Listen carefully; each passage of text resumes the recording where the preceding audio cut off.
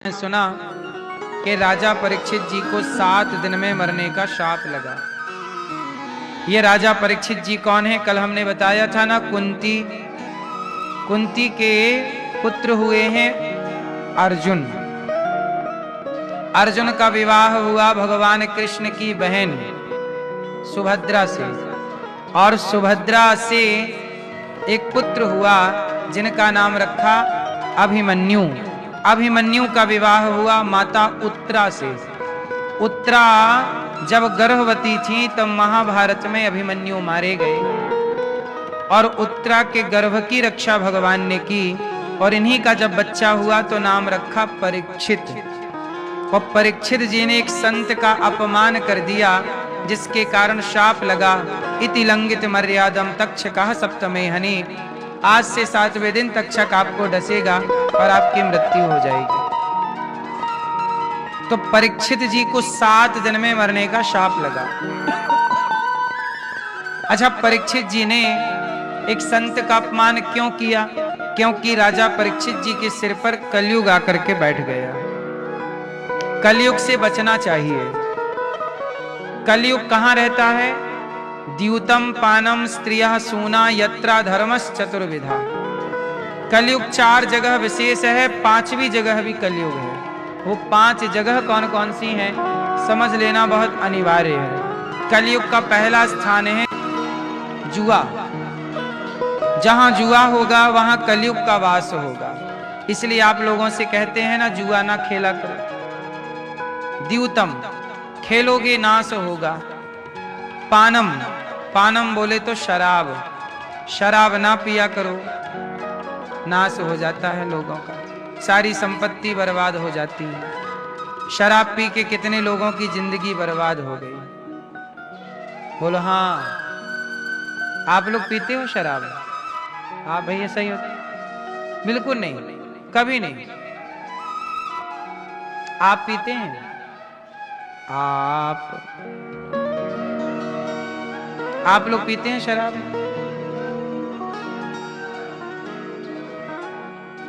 आप पीते हैं भैया? नहीं। शराब पीना, शराब में कलयुग रहता है। अब आप कहो महाराज जी शराब तो पानी है, पानी में कलयुग कैसे? सुनो, शराब पी करके बुद्धि बिगड़ती है कि नहीं? शराब पी करके मंदिर जाने का मन नहीं होता। शराब पी करके दान पुण्य करने का मन नहीं होता। शराब पी करके आप किसी भूखे को भोजन कराएं, ऐसा मन नहीं होता। शराब भीतर जाते ही बुद्धि को बदल देती है।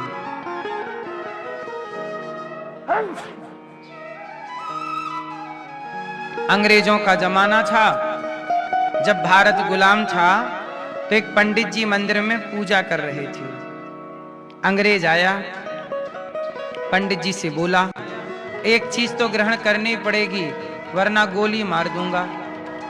पंडित जी के कनपटी पर रख ली गोली, बंदूक अंग्रेज ने, और कहा कि ये 4 चीजों में एक तुम्हें ग्रहण करना पड़ेगा पंडित जी।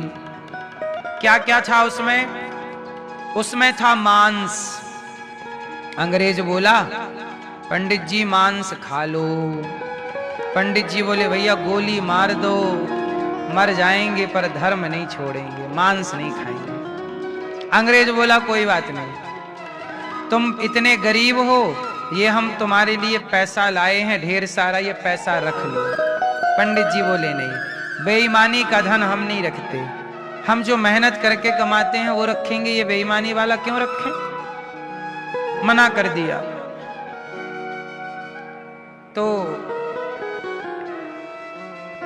अंग्रेज बोला, भाई ये तो पक्का है। तीसरा बोला कि ये पराई औरत तुम्हारे लिए लाए हैं, तुम्हारे संग रहने को, भागने को तैयार है, बड़ी सुंदर है, तुम इसके संग रह लो। पंडित जी बोले, राम राम, पर नारी तो भगवान बचाए, ये तो माँ बहन बेटी की तरह है। पंडित जी ने 3 चीजें मना कर दी, वो तीनों खतरनाक हैं। अब आप लोग बताइए कि 3 चीजें आपको मिल जाएं तो आप का हाल क्या होगा? यदि आप भी संभल गए तो पंडित जी की तरह। अच्छा, अंग्रेज बोला कि ये चौथी चीज है दारू, शराब, ये पी लो वरना गोली मार दूंगा। पंडित जी बोले कि ये तो दारू पानी है, पानी पीऊंगा निकल जाएगी, पच जाएगी, जान बची तो लाख उपाय। और जब पिए और जब दारू चढ़ी, तो जब दारू का नशा चढ़ा तो उनका जो अपना विवेक था, शराब भीतर गई और स्वयं का विवेक, स्वयं की बुद्धि को उसने नष्ट कर दिया। और पंडित जी के बुद्धि बिगड़ गई, चूंकि शराब तो बिगाड़ती है। अब पंडित जी उस स्त्री को अभी कह रहे थे कि ये माँ बहन बेटी है, अब उसके संग जाने को तैयार हो गए। वो सोना, वो पैसा जो बेईमानी का था रखने को तैयार हो गए, मांस खाने को तैयार हो गए। तो जिन पापों से उनकी बुद्धि, उनका मन उन्हें बचा रहा था, शराब पीने के बाद वो सारे पाप कर गए जो वो शराब के पहले जान रहे थे कि ये गलत है।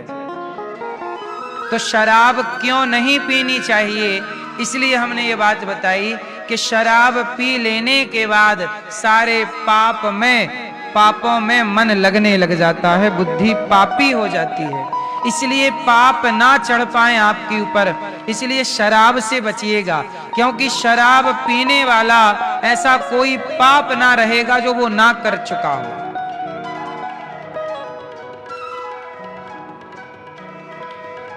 मांसाहारी केवल मांस खाएगा, चोर केवल चोरी करेगा, पर शराब पीने की आदत बन गई तो वो चोरी भी करेगा, मांस भी खा लेगा, पराई औरत का भी संग करेगा, सारे गलत काम उसमें घटित हो जाएंगे।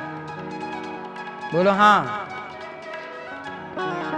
इसलिए शराब सबसे गंदी है, इसलिए हमारे ऋषियों ने शराब को महापाप में रखा है। शराब किस श्रेणी में आती है? एक होता है पाप और एक होता है महापाप। मैया नींद आ रही है मेरी माँ, सो जाओ, जू जू जू जू जू।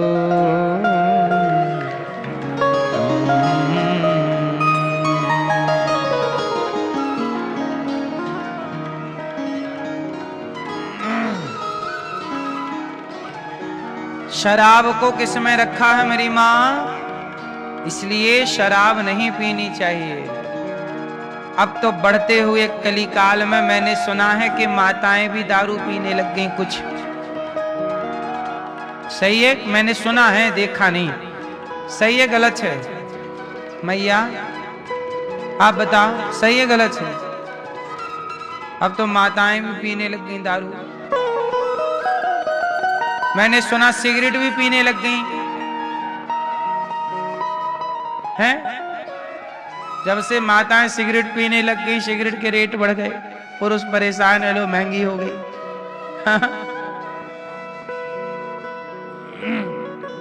कोई भी नशा किसी के लिए भी हानिकारक है, चाहे स्त्री हो या।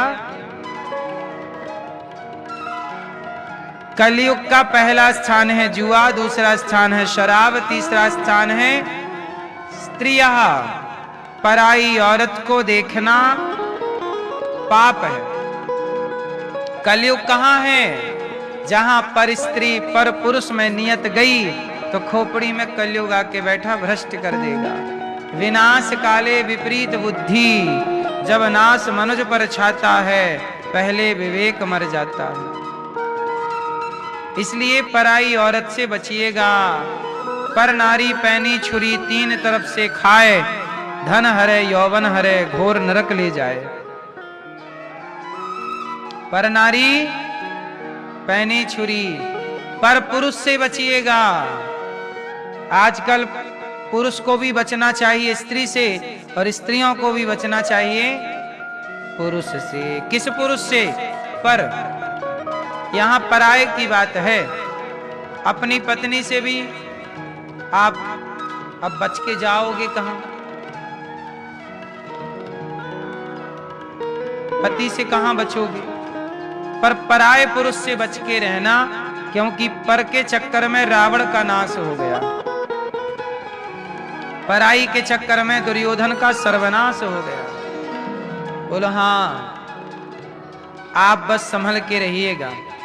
तो कलयुग का स्थान है यहाँ पर द्यूतम पानम स्त्रिया सूना, मांसाहार, हत्या, इसलिए मांसाहार नहीं होना चाहिए। पांचवा स्थान है कलयुग का बेईमानी से कमाया गया धन, धन में भी कलयुग रहता है। अच्छा, धन में कृष्ण भी रहते हैं। धन में किसका वास है? भगवान कृष्ण का।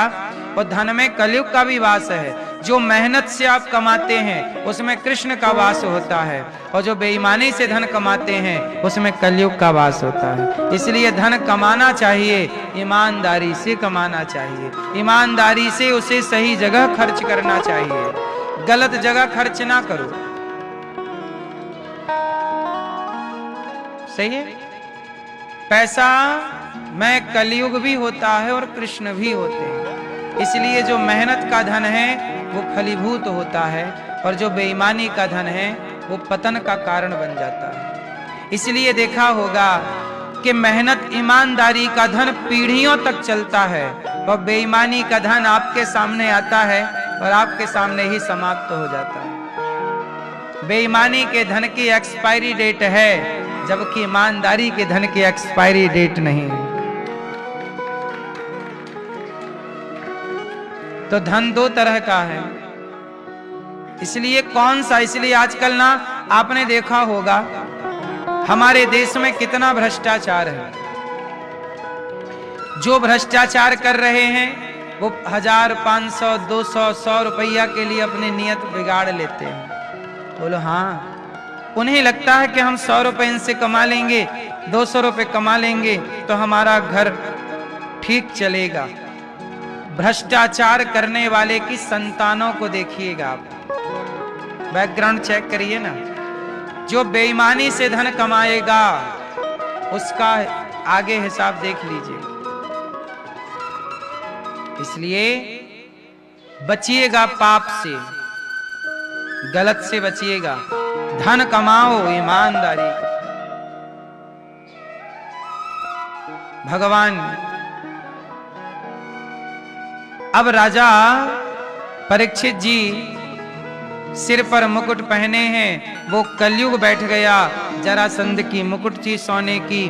भगवान ऐसी कृपा हुई कि जरासंध के मुकुट पर जब परीक्षित जी के सिर पर मुकुट आई, कलयुग बैठ गया।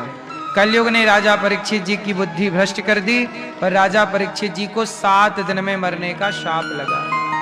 जिसे 7 दिन में मरना हो वो क्या करे?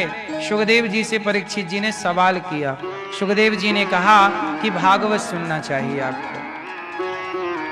वरीयानेस ते प्रश्नः कृतो लोकहितं नृप आत्मविद सम्मतः पुंसाम। आपने उत्तम प्रश्न किया, शास्त्र सम्मत बात की है। बहुत श्रेष्ठ सवाल है आपका परीक्षित जी कि जिसे जल्दी मरना हो वो क्या करे। तो सुनो, निद्रया ह्रियते नक्तम व्यवायेन चवावयः दिवाचार्थे हया राजन कुटुंब भरणेन वा। निद्रया, देखो नींद कितनी लेनी चाहिए। आजकल लोग परेशान क्यों हैं? आजकल सफलता सबको चाहिए, आजकल सफलता सबको चाहिए, पर सफलता के पीछे जो संघर्ष है वो कोई नहीं करना चाहता।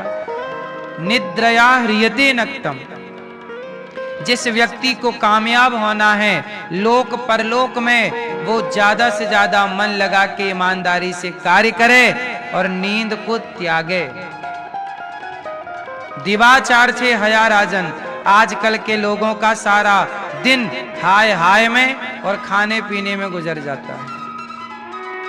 आज लोग असफल क्यों हैं? कई लोग ऐसे। अच्छा एक बात बताओ, सोना सस्ता है कि महंगा है? जोर से, जोर से। है? सस्ता है? अच्छा, ए भैया कथा चल रही है, तुम खड़े हो बीच में। ए मेरी माँ, बैठ जाओ, मोबाइल पे खींच लो, सब खींच लो मेरी माँ। मन में ना खींचना कुछ, सब मोबाइल पे रखना है, मन में भी रखो कुछ।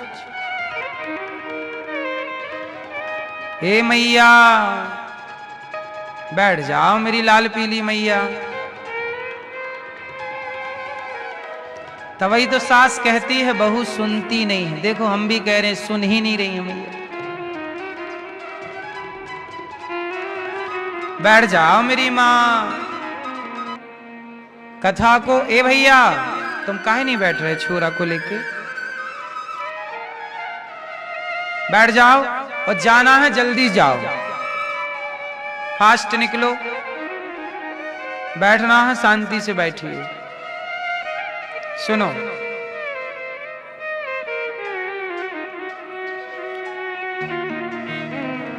क्या सवाल कर रहे थे हम आप लोगों से?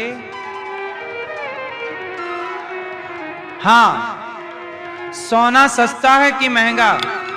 आप लोग हैं सस्ता है? सही है, सोना सस्ता भी है और महंगा भी है। जिनके पास पैसा नहीं है उनके लिए सोना बहुत महंगा है। अडानी अंबानी के लिए सोना बहुत सस्ता है, उनके लिए कहाँ महंगाई है। जो बड़ा है उसके लिए कहाँ महंगा है। हम आपसे केवल ये कहना चाहते हैं कि अपने आप को इतना कामयाब बनाओ, इतना सफल बनाओ कि आपको संसार में कुछ महंगा लगे ही ना। आप सफल होंगे, कामयाब होंगे तो आपके लिए हर चीज सस्ती लगेगी। और आप असफल हैं तो आपको हर चीज क्या लग रही है? महंगी लग रही है। ये महंगा है, ये महंगा है। क्यों? क्योंकि आपकी इनकम कम है। आप लोग अपनी इनकम बढ़ाइए, धन को भी बढ़ाइए, धन को भी बढ़ाइए और धर्म को भी बढ़ाइए। क्योंकि लोक में धन चाहिए, परलोक में धर्म चाहिए। तो धन और धर्म दोनों संपत्ति आपके पास होनी चाहिए।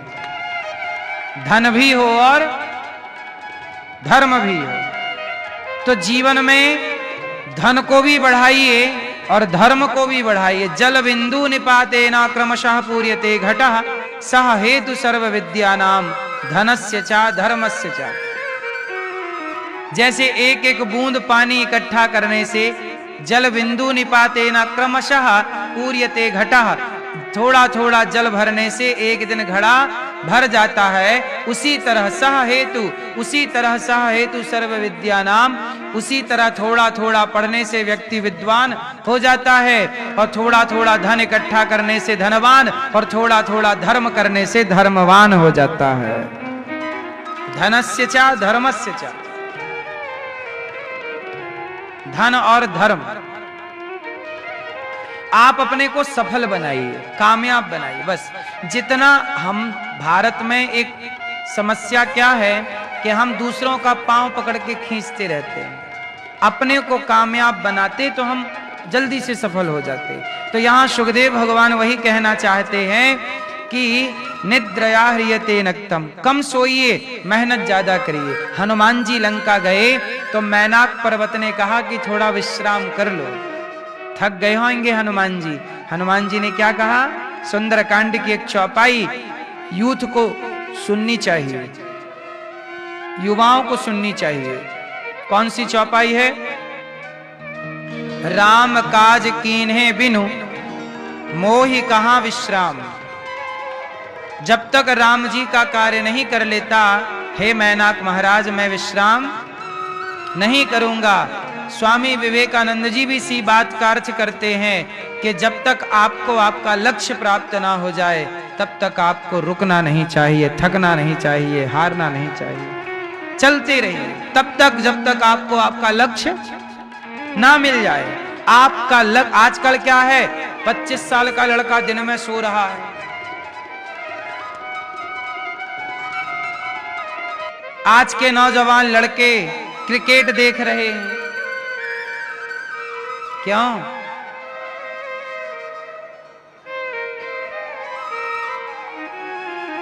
जिसके पास ज्यादा टाइम है, अर्थात फ्री है, जो व्यक्ति फ्री है, समझ लो ये व्यक्ति असफल है, और जो बिजी है वही सफल है। इसलिए अपने आप को बिजी रखो, क्योंकि फ्री व्यक्ति क्या करता है, कहावत सुनी होगी ना, खाली दिमाग शैतान का। खाली व्यक्ति उल्टे सीधे काम करने लग जाता है। क्यों? इसलिए अपने को किसी अच्छे काम में बिजी रखो, इतना बिजी रखो कि आपके पास खाने पीने का भी टाइम ना रहे। बिजी रहिए। और बिजी कब रहेंगे? जब आप कहीं और ध्यान ना देकर केवल अपने लक्ष्य पर ध्यान देंगे। एक कहानी में हमेशा आपको कहता हूं कि एक कुत्ता और एक गधे ने शर्त लगाई। कुत्ता और गधा बोले कि चलो आगे 1 किलोमीटर दूर सिंहासन रखी है, जो पहले पहुंचेगा वो उस राज सिंहासन में बैठेगा और वही इस क्षेत्र का राजा कहलाएगा। कुत्ता और गधा दोनों दौड़े। दौड़ में कौन आगे है? कुत्ता आगे है, गधा धीरे धीरे चलता है। अब कुत्ता बोला मेरे लिए तो आसान है, और जैसे ही कुत्ता आगे बढ़ा तो दूसरे गली के कुत्ते भौंकने लग गए। कुत्ते को देखकर कुत्ता भी रिस्पांस देने लग गया, भाव भाव भाव भाव भाव। तब तक गधा आगे निकल गया। कुत्ता दूसरे गली में गया तो वहां भी मिल गए, भाव भाव भाव भाव, वो भी सबको जवाब देता रहा। फाइनली जब कुत्ता पहुंचा तब तक गधा महाराज बैठ चुके थे, और गधा क्या बन गया? राजा। अब मुझे ये बताओ कि गधा राजा क्यों बना? क्योंकि कुत्ते ने अपनी एनर्जी भौंकने में वेस्ट कर दी। कुत्ता कुत्तों के मुंह लगता हुआ चला। यदि आप लोगों के मुंह लगते रहेंगे तो आप अपने लक्ष्य से भटक जाएंगे, लक्ष्य तक नहीं पहुंचेंगे। इसलिए कान बंद कर लीजिए, आंख बंद कर लीजिए, और केवल अपने लक्ष्य की ओर उतनी ही दृष्टि रखिए जितने से आपका लक्ष्य दिखाई पड़े। अर्जुन को कहा कि क्या दिख रहा है? गुरु द्रोणाचार्य ने, पेड़ नहीं दिख रही, पेड़ नहीं दिख रहा। क्या आपको भी सब कुछ नहीं देखना? पेड़ नहीं दिख रहा, पक्षी भी नहीं दिख रहा। पक्षी की जो लक्ष्य है, जो व्यक्ति केवल अपने लक्ष्य को देखता है वही अर्जुन बनता है, वही लक्ष्य को पाता है। और जो सब कुछ देखता है वो लक्ष्य देखते ही नहीं। इसलिए सब कुछ मत देखिए, लक्ष्य को देखिए। सब कुछ मत सुनिए। आजकल मोबाइल पे आप सब सुनते रहते हैं। काहे सुनते हो सब कुछ? जो आपके मतलब का है वो सुनो ना। ऐसे तो बहुत सारी चीजें, क्या आपने 1 घंटे पहले कौन सी रील देखी, क्या वीडियो देखी, आपको खुद पता नहीं है। क्यों टाइम वेस्ट करते हो? इससे बेहतर है कि कुछ अच्छी किताब पढ़ लो, गीता पढ़ लो, रामायण पढ़ लो, कुछ बढ़िया चीजें, प्रेमचंद्र जी की कहानियां पढ़ लो, है ना, गबन गोदान पढ़ लो, पुराने कवियों को पढ़ लो, पुराने महापुरुषों को पढ़ लो, रामचरितमानस पढ़ लो। रामचरितमानस लिखने वाले गोस्वामी तुलसीदास जी ने जितना साहित्य लिखा वो पढ़ लो। कबीरदास जी का साहित्य पढ़ लो, सूरदास जी का, रैदास जी का, रसखान का, मीराबाई का, कोई बढ़िया चीज पढ़ लो। इससे आपका नॉलेज बढ़ेगा, शांति मिलेगी, अच्छी चीज होगी। मोबाइल पर क्यों उलझे रहते हैं? इससे आपकी याददाश्त कमजोर हो गई मोबाइल के चक्कर में, इंस्टाग्राम के चक्कर में। आपको चाहिए आपका लक्ष्य। आज के युवाओं को पता नहीं, आज के लड़के 4 घंटे क्रिकेट देखते हैं। क्रिकेट खेलना चाहिए, मैं खेलने का सपोर्टर हूं। खेलने से आपका शरीर स्वस्थ रहता है। क्रिकेट में दौड़ना भागना ना, मैं भी खेलता हूं। खेलने से स्वास्थ्य बिंदास रहता है। खेलना चाहिए क्रिकेट, पर देखना बिल्कुल नहीं चाहिए। देखने से क्या है, आपने अपना टाइम ही तो वेस्ट किया। और आजकल क्रिकेट कहां रहा? आजकल तो क्रिकेट जुआ हो गया है, बिजनेस है। उनका तो अपना करोड़ों पक रहे हैं, तुम्हारे 4-6 घंटे बर्बाद हो रहे हैं। जो 4-6 घंटे आपने क्रिकेट देखे हैं, याद रखो, ये दास अनिरुद्ध में आपके सामने बैठा हूं ना, मैंने आज तक कभी, मैंने क्रिकेट जब हमारे देश का किसी देश से होता है तो मैं ये सुन लेता हूं कि कौन जीता, भारत जीता, खुशी मुझे रहती है कि चलो हमारा देश जीत गया। पर हम बहुत डीप पे घुस के नहीं देखते, टाइम नहीं है ना। और जब बचपन में था तब भी मैं नहीं देखता था। मुझे लगता था कि जितना टाइम मैं क्रिकेट देखने में लगाऊंगा उतने में अपना कोई काम कर लूंगा, कोई एक पुस्तक पढ़ लूंगा, कोई अच्छी बात कर लूंगा। हम अपने टाइम को मैनेज करें, हम टाइम की वैल्यू समझते हैं। किसकी वैल्यू? जिस व्यक्ति ने समय को नहीं पहचाना, जिस व्यक्ति ने समय की कदर नहीं की, तो फिर समय भी उसकी कदर नहीं करता। समय की कदर करो। मैं आपको बार बार एक चीज कहता हूं कि क्रिकेट में जब आप 6 बॉल पूरी हो जाती हैं, 1 ओवर होता है, तो टीवी पर ना ऐड आने लगता है। 6 बॉल पूरी होने पे क्या गया?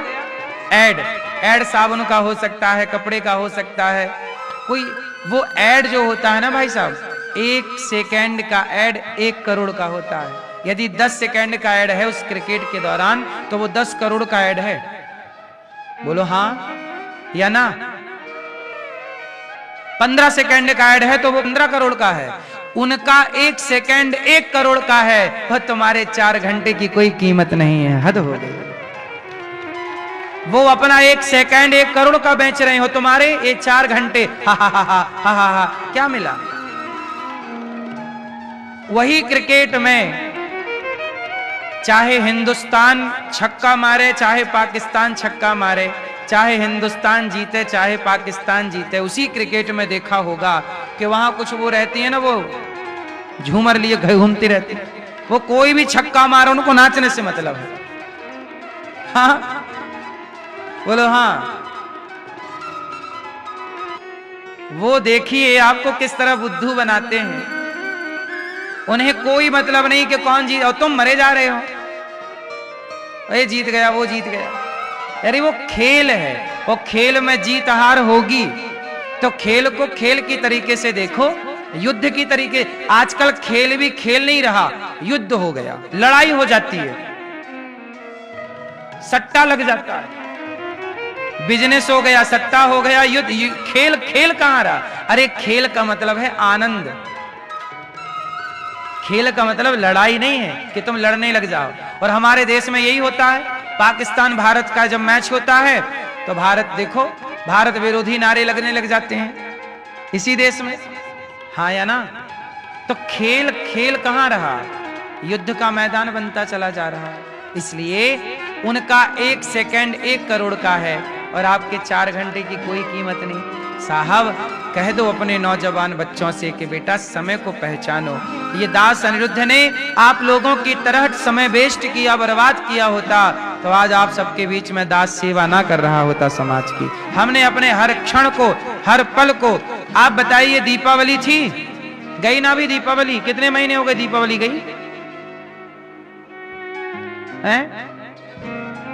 1 महीना हो गया? 2 महीने? 2 महीने हो गए। आप लोगों की दीपावली में छुट्टी थी कि नहीं? बोलो हाँ थी।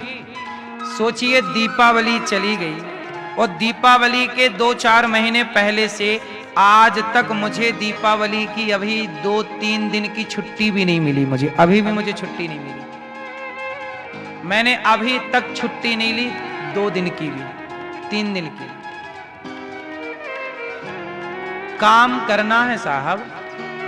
लोगों को अनिरुद्धाचार्य दिखता है, अनिरुद्धाचार्य के पीछे जो कार्य के प्रति प्रेम है और ईमानदारी से समर्पण है वो नहीं दिखता। यदि वो आप देख लो तो आप भी सफल हो जाओ। हमारी संडे नहीं होती, आपकी हफ्ते में 1 दिन क्या होती है? संडे। हमारी कोई संडे नहीं।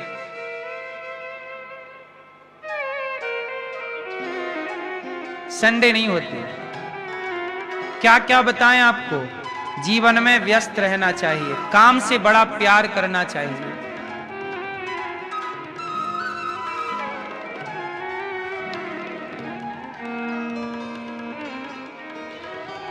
दिन भर में मैं 1 बार भोजन करता हूं।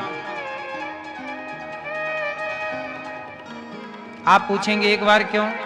2 बार खाने का टाइम नहीं है। भोजन मैं 1 बार इसलिए करता हूं कि भोजन का टाइम नहीं, इसलिए शाम को मैं सूर्यास्त के बाद भोजन नहीं करता, और कथा करते करते 6 बज जाता है, यहीं सूर्यास्त हो जाता है। या तो भोजन हो जाए शाम को 5 बजे, रात को खाना नहीं चाहिए, तो मेरे पास शाम को भोजन करने का टाइम नहीं रहता, फिर मैं रात को भोजन ही नहीं करता, सुबह टाइम भोजन करता हूं। और कई बार ऐसा होता है कि भोजन का दिन में भी टाइम, जैसे आज की ही बात ले लीजिए, आज कुछ पत्रकार आ गए, उनके संग में चला गया, उनके साथ बातचीत करने, टाइम उन्होंने लिया था। मिलते जुलते मेरे पास आखिरी में 10 मिनट बचे। मैं ऊपर बोला भी भक्तों से कि मेरे पास अब 10, कथा शुरू होनी थी 3 बजे, और 10 मिनट पहले मैं ऊपर बैठा भक्तों से मिल रहा। तब मैंने भक्तों से कहा कि 10 मिनट है, या तो मैं आपसे मिलूं या तो भोजन करूं, बताओ क्या करूं।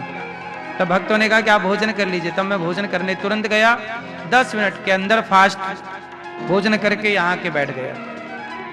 मतलब भोजन करने का भी टाइम नहीं रहता। भोजन भी हम छोड़ देते हैं, पर अपना काम नहीं छोड़ते। आपसे यही प्रार्थना है, अपने को बिजी रखिए और अपने काम के प्रति ईमानदार रहिए। फिर देखिए सफलताएं आपके कदम ना चूमे तो।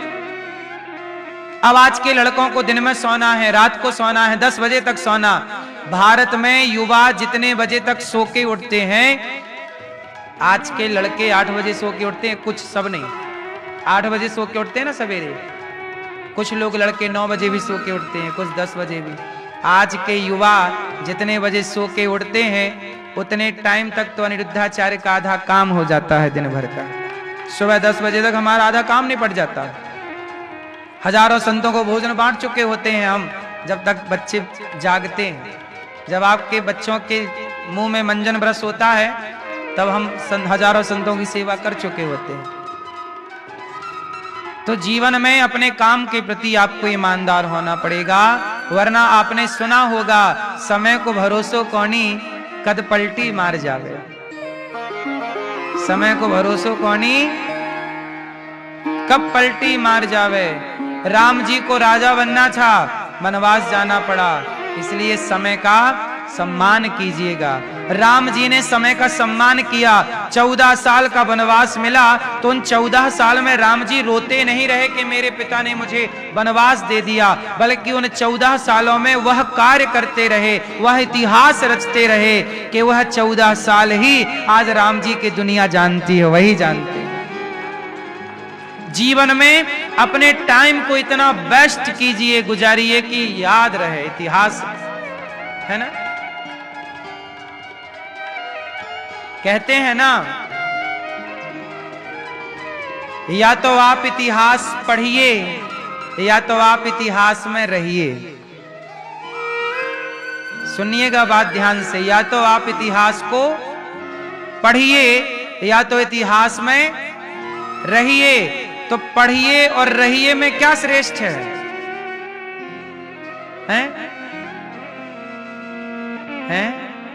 रहिए।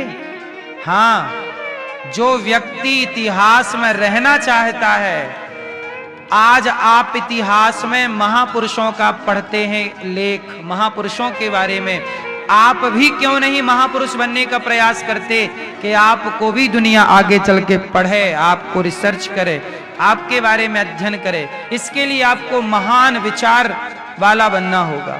व्यक्ति महान बनता है अपने विचारों से।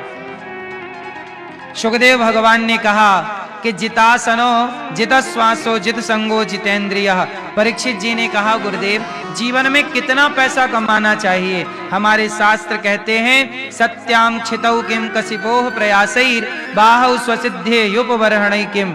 जीवन में उतना धन कमाना चाहिए जितने में आपकी जरूरतें पूरी हो जाएं, और जरूरत पूरी होने के बाद संतोष।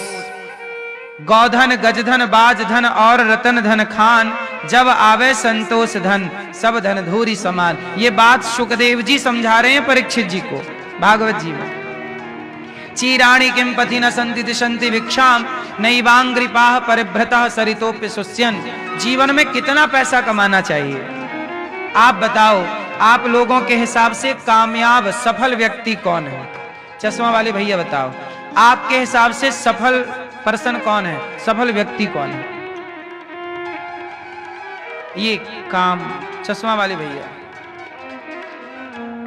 फास्ट, आप बताओ बगल वाले भैया, आपके जीवन में सबसे सफल व्यक्ति कौन है? संतुष्ट हो, संतुष्ट हो, ये परिभाषा इनकी है। आपकी परिभाषा क्या होनी चाहिए? सफल व्यक्ति किसे कहते हैं आप? हैं? हैं? सफल व्यक्ति आप किसे मानते हैं? जो संतोषी है, ये तो होगी बात, आगे भी कुछ बोलो, कुछ और विचार रखो। मंजिल क्या है?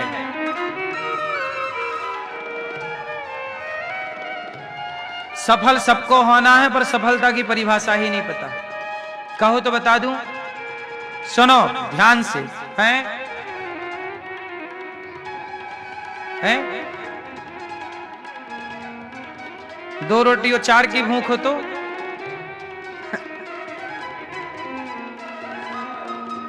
चलो सुनो, देखो सफल व्यक्ति कौन? कुछ लोग कहते हैं टाटा बिड़ला सफल है, नहीं। जो परिभाषा हम आपको बताएंगे वो आपके बहुत काम आएगी, सुनिएगा। सफल व्यक्ति वो है जिसने अपनी मेहनत से अपने लिए एक घर बना लिया हो, अपने पैसों से बच्चों को पढ़ाता लिखाता हो, और अपने कमाई से, अपने पैसे से जरूरत पड़ने पर अपने माता पिता की दवाई करा सके, जिसे किसी के आगे बेटे की फीस भरने के लिए किसी के आगे हाथ ना फैलाना पड़े कि भैया महीना हो गया, बेटे के नाम कट जाएगा तो आप फीस दे दीजिए, जरा मदद कीजिए।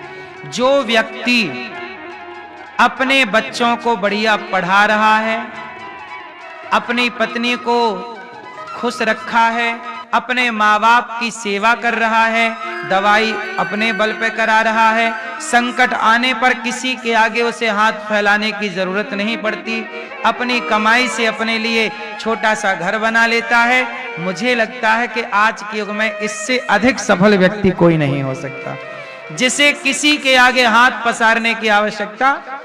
जो व्यक्ति बात बात पे हाथ पसारता हो, ये असफल व्यक्ति। तनिक सा खर्चा बढ़ गया, बेटे की फीस नहीं भर पा रहे हैं, ये गाड़ी तो ले ली, किस्त नहीं चुका पा रहे हैं, घर तो बना लिया, किस्त नहीं चुका पा रहे हैं, ये असफलता की पहचान है। जितना चादर है उतना पांव पसारिए और अपनी काबिलियत बढ़ाइए, अपने को बेहतर बनाइए। बस यदि आपने अपनी जिम्मेदारियां, आजकल के बच्चे ना बाप के भरोसे हो गए हैं। कुछ बच्चे कैसे हैं? पिता पर आश्रित हैं, पापा बच्चे की फीस भरेंगे, पिताजी हमारे लिए गाड़ी दिलाएंगे, पिताजी मोबाइल दिलाएंगे। सोचो ये दास अनिरुद्ध है, हमारे पिताजी ने हमें कभी मोबाइल नहीं दिलाया, हमने मोबाइल भी खरीदा है तो अपने मेहनत करके, कमाई करके खरीदा है। हमें संगीत सीखना था और हमें हारमोनियम चाहिए थी। सोचिए, ये बात 2007 की है। हमें संगीत सीखना था और हमारे पास हारमोनियम नहीं थी। तब हमने काम किया और हमें काम करने में 3000 रुपए मिले। जब 3000 रुपए मिले तो मैंने उस पैसे से हारमोनियम खरीदी। आज भी मेरी पहली कमाई की वो हारमोनियम मेरे पास है। वो मेरे जीवन की पहली कमाई थी और मैंने पहली कमाई मैं चाहता तो मोबाइल ले आता। मेरे दोस्त लोग मोबाइल लाए थे, वो क्या लेके आए थे? मोबाइल। मैं मोबाइल नहीं लाया। हमारे घर में बड़ी गरीबी थी। हमारे पिताजी ने हमें आखिरी बार मेला घूमने के लिए 2 रुपए दिए थे। वो 2 रुपए मेला घूमने के लिए दिए थे। उसके बाद आज तक हमने पिताजी से पैसे नहीं मांगे। आज तक 1 रुपए नहीं मांगा। जितने भी काम किए हैं खर्चे, हमें लगा कि हमें मोबाइल की जरूरत है, हमने काम किया और मोबाइल खरीदा। हमें लगा कि हमारे पास टीवी होनी चाहिए। बचपन में मुझे एफएम सुनने की बड़ी, छोटे बच्चे ना, हमारे गांव में एक हमारा दोस्त है, वो एफएम ले आया। पुराने जमाने रेडियो चलता था ना, तो एक तो रेडियो था, तो रेडियो थोड़ा महंगा था, एक छोटी सी एफएम आने लग गई थी, इतनी सी, वो ऐसे फंसाओ उसमें चैनल लग जा।